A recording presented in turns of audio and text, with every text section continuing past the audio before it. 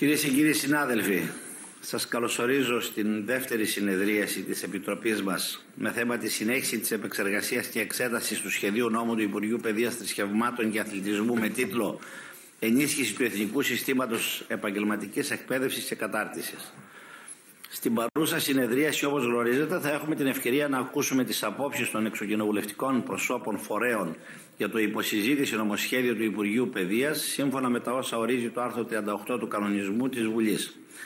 Θυμίζω ότι οι φορείς που εκλήθησαν από την Επιτροπή μας είναι ο Σύνδεσμος Επιχειρήσεων και Βιομηχανιών, είναι εδώ, το Ινστιτούτο Γενικής Συνομοσπονδίας Εργατών Ελλάδος, η Ομοσπονδία Λειτουργών Μέσης Εκπαίδευσης, το Ινστιτούτο της Γενικής Συνομοσπονδίας Επαγγελματιών Βιοτεχνών Εμπόρων Ελλάδος, η Ελληνική Συνομοσπονδία Εμπορίου και Επιχειρηματικότητας, ο Σύνδεσμος Ελληνικών Τουριστικών Επιχειρήσεων, η Εθνική Συνομοσπονδία Ατόμων με Αναπηρία, η Πανελλήνια Ένωση Διευθυντών Δημοσίων ΙΕΚ, η Πανελλήνια Ομοσπονδία Συλλόγων του Υπουργείου Παιδείας, η Ένωση Τεχνολόγων Εκπαιδευτικών, το Σωματείο Εκπαιδευτών Δημοσίων ΙΕΚ, η Ομοσπονδία Λειτουργών Τεχνικής και Επαγγελματικής Εκπαίδευσης Ελλάδος, η Πανελλήνια Ένωση Ιδιωτικών ΙΕΚ, η ΑΔΕΔΗ και ο Σύλλογος Σπουδαστών Δημοσίων ΙΕΚ. Το λόγο έχει τώρα ο κύριος Παλαιολόγος Δούρος, είναι εδώ. Είναι εδώ. Ωραία, ο κύριος Παλαιολόγος Δούρος είναι αντιπρόεδρος του Διοικητικού Συμβουλίου της Ομοσπονδίας. Κύριε Πρόεδρε, ο Γενικός Γραμματέας είμαι. Ο Γενικός Γραμματέας, ωραία. Ο Γενικός Γραμματέας του Διοικητικού Συμβουλίου της Ομοσπονδίας Λειτουργών Τεχνικής και Επαγγελματικής Εκπαίδευσης Ελλάδος. Έχετε το λόγο. Κυρία Υφυπουργέ, κύριε Γενική Γραμματέα, κύριε Πρόεδρε της Επιτροπής, κύριοι και κυρίες βουλευτές. Είμαι ο Τσεντώνης Ελίας, όπως είπαμε, ο Γενικός Γραμματέας της Ομοσπονδίας Λειτουργών Τεχνικής και Επαγγελματικής Εκπαίδευσης, της αντιπροσωπευτικότερης Ομοσπονδίας για την Τεχνική και Επαγγελματική Εκπαίδευση. Τα τελευταία 50 χρόνια, δηλαδή από τη μεταπολίτευση και μετά, το Υπουργείο Παιδείας έχει αλλάξει 11 φορές όνομα και έχουν θητεύσει σε αυτό 30 διαφορετικοί υπουργοί, πολλοί εκ των οποίων είχαν τη φιλοδοξία να συνδέσουν το όνομά τους με μια εκπαιδευτική μεταρρύθμιση. Το νομοσχέδιο αυτό προσπαθεί να αναβιώσει θεσμούς οι οποίοι λειτουργούσαν πριν 45 χρόνια, όταν το 1977 δημιουργήθηκαν τα Κέντρα Επαγγελματικής και Τεχνικής Εκπαίδευσης, τα ΚΕΤΕ, τα οποία φιλοξενούσαν τα τεχνικά λύκεια, τα επαγγελματικά λύκεια και τις μέσες τεχνικές επαγγελματικές σχολές και στη συνέχεια το 1984 μετατράπηκαν σε ενιαία πολυκλαδικά λύκεια. Και σε σύντομο χρονικό διάστημα, το 1997, καταργήθηκαν καθώς είχαν θεωρηθεί ξεπερασμένα, αποτυχημένα και δαπανηρά από την τότε πολιτική ηγεσία, αλλά και τα κέντρα ανώτερης τεχνικής και επαγγελματικής εκπαίδευσης, τα γνωστά μας ΚΤΕ, τα οποία το 1983 μετατράπηκαν σε ΤΕΗ. Χαμένα χρόνια για τη δευτεροβάθμια τεχνική επαγγελματική εκπαίδευση, χωρίς σκοπό και στόχευση.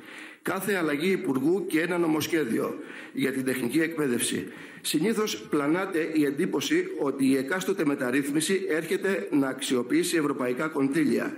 Αλλά αλίμονο αν τα κονδύλια προκαλούν μεταρρυθμίσεις και όχι η αναγκαιότητά τους.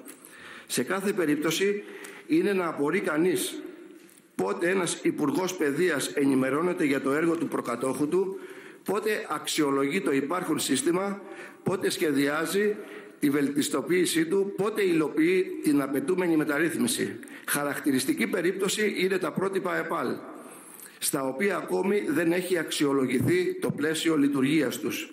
Σε λίγες μέρες ψηφίζεται ένα ακόμη νομοσχέδιο του Υπουργείου Παιδείας και επιχειρείται μία ακόμη μεταρρύθμιση που πρόκειται να αναστατώσει για μία ακόμη φορά τον εκπαιδευτικό κόσμο. Πιθανόν αυτοί που γράφουν τα νομοσχέδια να έχουν ιδιαίτερες γνώσεις και δεξιότητες. Όμως στην τάξη του σήμερα δεν έχουν μπει ποτέ. Θα έπρεπε να γνωρίζουν ότι σχολεία με 400 μαθητές και με σύλλογο καθηγητών 50 άτομα οριακά ελέγχονται για να λειτουργήσουν όπως η κοινωνία έχει ανάγκη. Με τις συγχωνεύσεις πρόκειται να δημιουργηθούν τεράστια συγκροτήματα με περισσότερους από 1.000 μαθητές και με συλλόγους καθηγητές της τάξης των 150 ατόμων, χωρίς να υπάρχει επάρκεια σε χώρους και αίθουσες.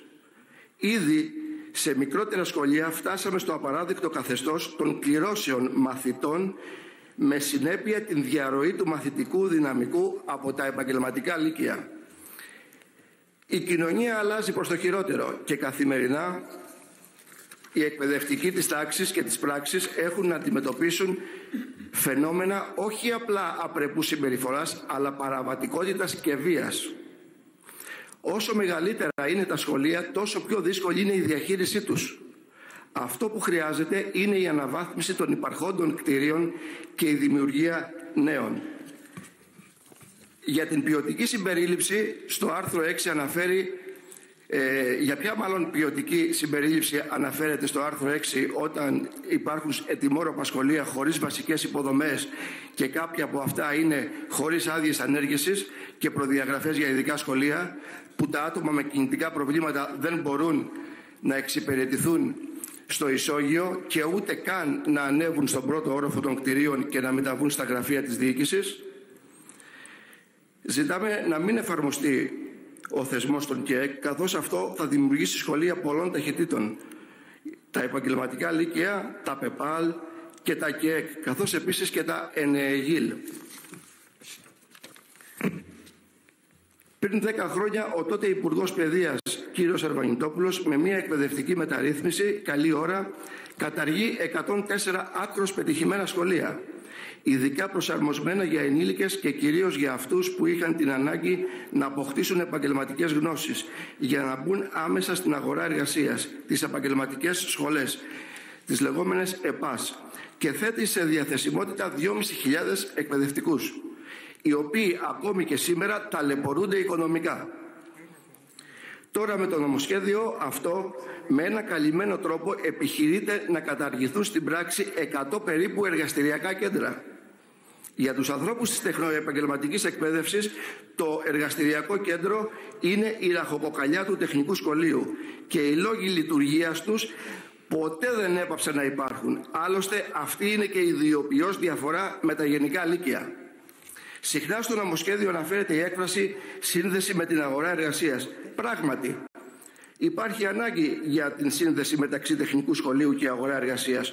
Όμως αυτή η ανάγκη δεν καλύπτεται με νομοσχέδια και προφανώς ούτε και με το συγκεκριμένο.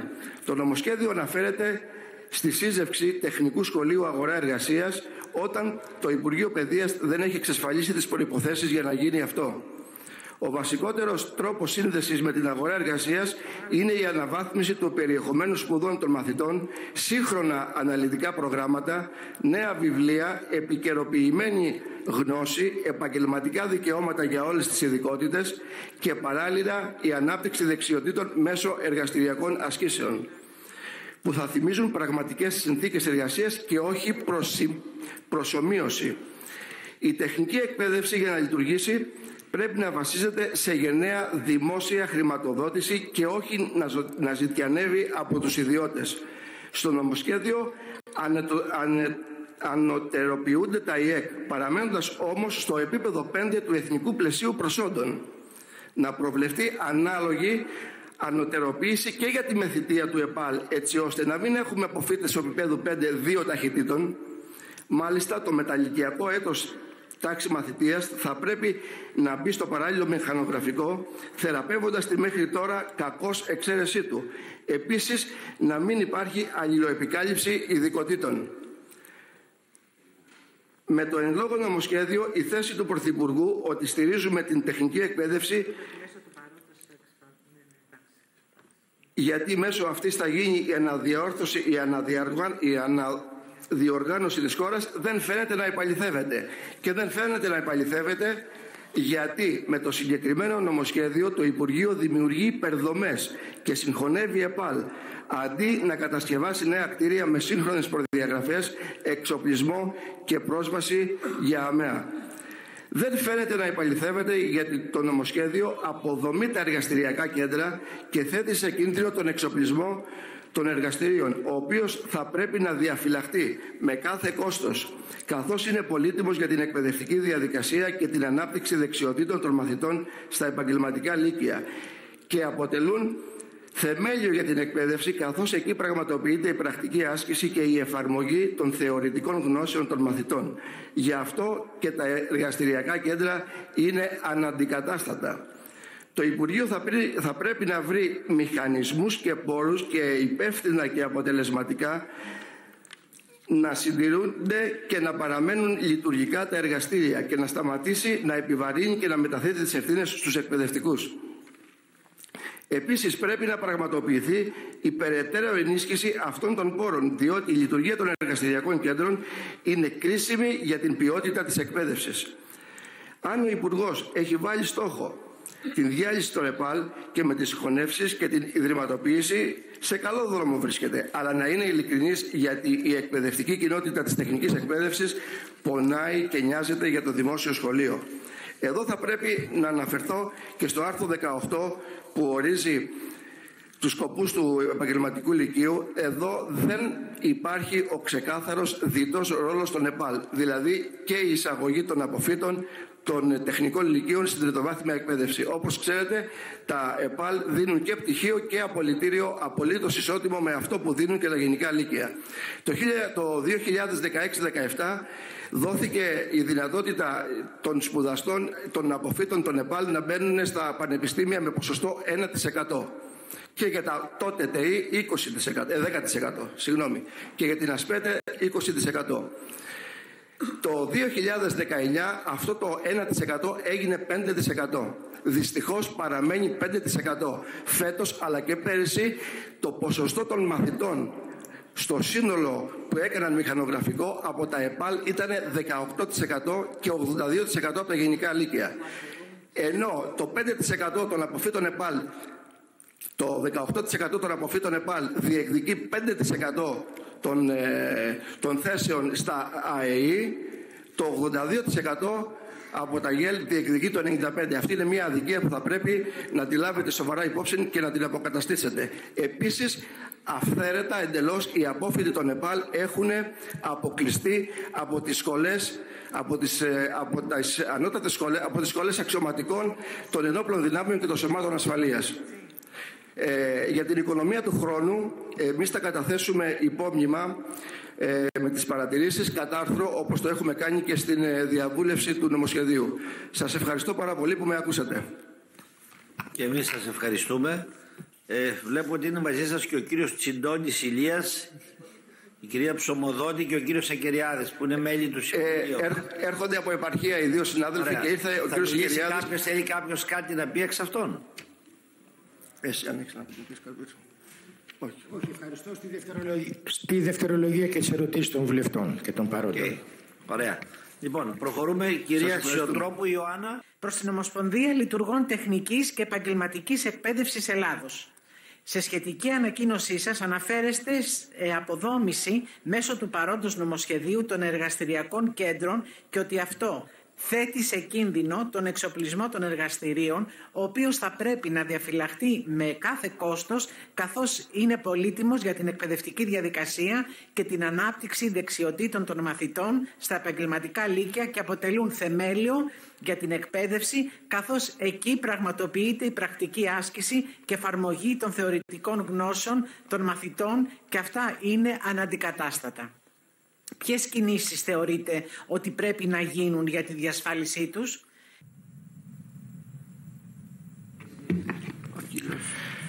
Ναι, γεια σας και πάλι. Ο Σεκεριάδης ο Νίκος, είμαι από την Ομοσπονδία Λειτουργών Τεχνικής Επαγγελματικής Εκπαίδευσης. Ειλικρινά αναρωτιόμαστε σαν Ομοσπονδία με ποια οικονομοτεχνική μελέτη καταργούν τα εργαστηριακά κέντρα. Ποιος είναι αυτός ο φωτεινός εγκέφαλος που κάθισε και σκέφτηκε ότι εργαστηριακά κέντρα 100 περίπου εν συνόλο με τεράστια περιουσία πρέπει να καταργηθεί? Αυτό ειλικρινά δεν το καταλαβαίνουμε. Αυτό που καταλαβαίνουμε είναι ότι αν θες να υποβαθμίσεις την ΤΕΕ, την τεχνική επαγγελματική εκπαίδευση, και να την πας παρακάτω, είναι εύκολο πολύ. Καταργείς τα εργαστηριακά κέντρα. Θα σας πω και πώς θα καταργήσει. Η αποδόμησή τους είναι δεδομένη. Όταν δεν υπάρχει σύλλογος καθηγητών σε ένα σχολείο, πάβει το σχολείο αυτό να λειτουργεί. Αφήνεται εργαστηριακά κέντρα με έναν διευθυντή και με έναν υποδιευθυντή. Μάλιστα.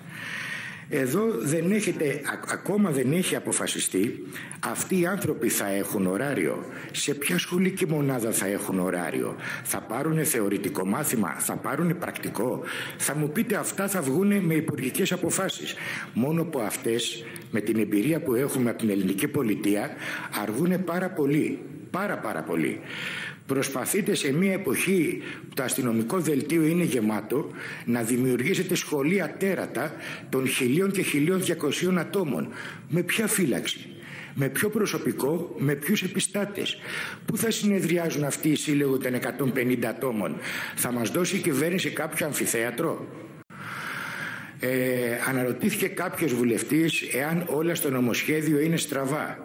Όχι, δεν είναι όλα στραβά, αλλά εδώ δεν είμαστε για να κάνουμε ευχολόγια. Εδώ είμαστε για να δούμε τα κακούς κείμενα. Και αν το νομοσχέδιο έχει 2-3 άρθρα καλά στο σύλλογο των 40, αυτό δεν θεωρείται επιτυχημένο νομοσχέδιο. Και ξέρετε, οι λέξεις σηματοδοτούν νοήματα.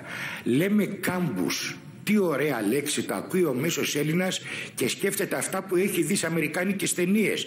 Γκαζόν, γρασίδι, κολυμβητήρια, γυμναστήρια. Σε ποια σχολεία θα γίνουν αυτά? Στα κτίρια της δεκαετίας του 70? Ξέρετε, τα κτίρια μας όλων των σχολείων ανήκουν στους Δήμους. Όλοι σας λίγο πολύ αντιλαμβάνεστε τι επικρατεί στους Δήμους. Φαντάζεστε λοιπόν ότι ούτε υδραυλικός δεν έρχεται, ούτε ηλεκτρολόγος για να φτιάξει κάτι στα ερείπια, στα ερειπωμένα σχολεία. Και αντί η κυβέρνηση να σκεφτεί είτε να αναβαθμίσει τα ήδη υπάρχοντα, είτε να χτίσει καινούρια, με προβλέψεις για αμαία προφανώς, δεν κάνει τίποτα από όλα αυτά και στα ήδη υπάρχοντα σχολεία προσπαθεί να βάλει 1.000 άτομα. Προσπαθεί σε κτίρια τέρατα που θα δημιουργήσει να έχει δομές διαφορετικού επίπεδου, 3, 4 και 5. Μάλιστα, ποιο εργαστηριακό κέντρο θα τις υποστηρίξει τις δομές αυτές? Εργαστηριακό κέντρο χωρίς τομεάρχες δεν μπορεί να λειτουργήσει. Είναι απλά τα πράγματα. Για όποιον ζει στην τεχνική εκπαίδευση. Το κακό είναι ότι αυτοί που βγάζουν τα νομοσχέδια αυτά μάλλον ούτε απ' έξω από επαγγελματικό λύκειο δεν θα έχουν περάσει. Και αυτό δυστυχώς είναι ένα μεγάλο πρόβλημα. Και πού ξεκινάει το πρόβλημα?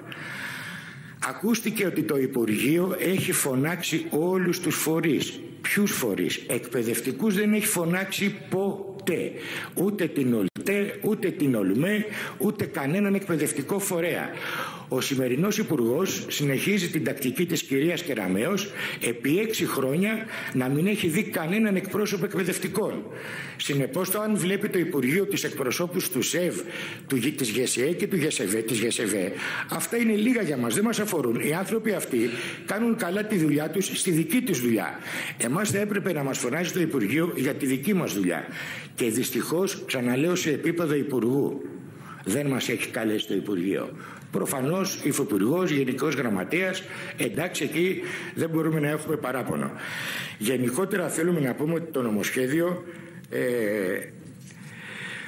τι να πω, μιλάμε, καταρχήν υπάρχει ελλειπής χρηματοδότηση. Ναι, ήρθανε καινούρια, σε κάποιες πάλι ήρθανε καινούργιες συσκευές, καινούρια μηχανήματα, αλλά η χρηματοδότηση για τα αναλώσιμα που πρέπει να ήταν μεγάλη δεν υπάρχει καθόλου. Θα πω και ένα άλλο. Δημιουργεί το νομοσχέδιο αυτό επιτροπές επί των επιτροπών και ξέρουμε πολύ καλά όλοι μας τι συμβαίνει στην Ελλάδα. Αν θέλεις κάτι να το υπονομεύσεις, ρίχτω σε 2 επιτροπές. Εδώ οι επιτροπές του 47-63 που είχαν συσταθεί δεν λειτουργήσαν ποτέ. Μα ποτέ. Συνεπώς συζητάμε τώρα για καινούργιες δομές, για καινούργιες επιτροπές, όπου οι εκπαιδευτικοί και τα συνδικαλιστικά τους όργανα δεν μετέχουν πουθενά. Είμαστε άφαντοι. Αποφασίζουν άλλοι για τη μοίρα αυτών που εργάζονται στα σχολεία. Και αυτό είναι ένα πολύ μεγάλο πρόβλημα. Δυστυχώς, το μέλλον για την τεχνική εκπαίδευση χωρίς εργαστηριακά κέντρα είναι ζωφερό.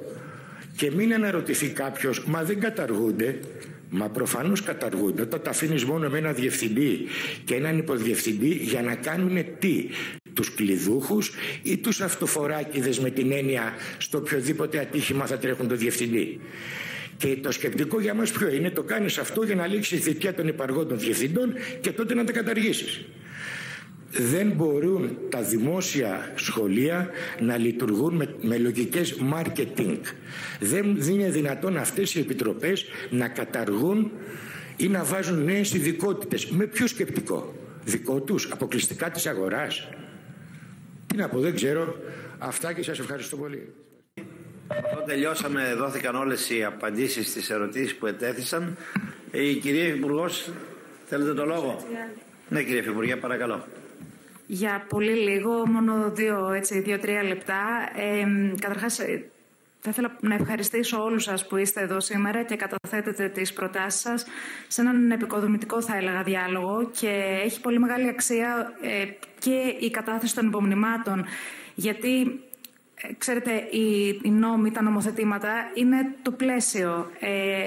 Όπως με τον 4763 που ήταν ο νόμος πλαίσιο για την επαγγελματική εκπαίδευση και κατάρτιση, αυτή τη στιγμή χτίζοντας πάνω σε αυτόν, διορθώνοντας ενδεχόμενες ελλείψεις, κυρίως αφουγκραζόμενοι το τι συμβαίνει αυτή τη στιγμή στο τέλος πλέον της τέταρτης βιομηχανικής επανάστασης, βαδίζοντας γρήγορα προς την πέμπτη και λαμβάνοντας υπόψη τις αλλαγές που συμβαίνουν γύρω μας, προσπαθούμε να ενσωματώσουμε στο καινούριο νομοθέτημα που αυτή τη στιγμή φέρνουμε προς ψήφιση στη Βουλή τις εξελίξεις, τις αλλαγές, ξαναλέω, σε διαρκή κουβέντα και συζήτηση με το παραγωγικό πρότυπο, με τους ανθρώπους της αγοράς, με τους ανθρώπους του πεδίου. Γιατί στο τέλος της ημέρας νομίζω ότι οι ωφελούμενοι, και αυτός είναι στόχος όλων μας θεωρώ, οι ωφελούμενοι που είναι οι σπουδαστές μας, που είναι οι άνθρωποι καταρτιζόμενοι, είναι οι άνθρωποι οι οποίοι βρίσκονται παρακολουθούν στις δομές αυτές και ελπίζουν σε ένα καλύτερο μέλλον, να έχουν μια καλύτερη απορρόφηση στην αγορά εργασίας, να είναι πιο καταρτισμένοι, να είναι πιο ενημερωμένοι βάσει των εξελίξεων και να αισθάνονται πιο πλήρεις και ολοκληρωμένοι για να μπορούν να παράξουν στον τόπο τους. Τώρα, ακούστηκαν πολλά και για τα οποία θα μιλήσω και στην επόμενη συνεδρίαση, αλλά και στη δεύτερη ανάγνωση και στην Ολομέλεια, ο Υπουργός πρωτίστως και εγώ.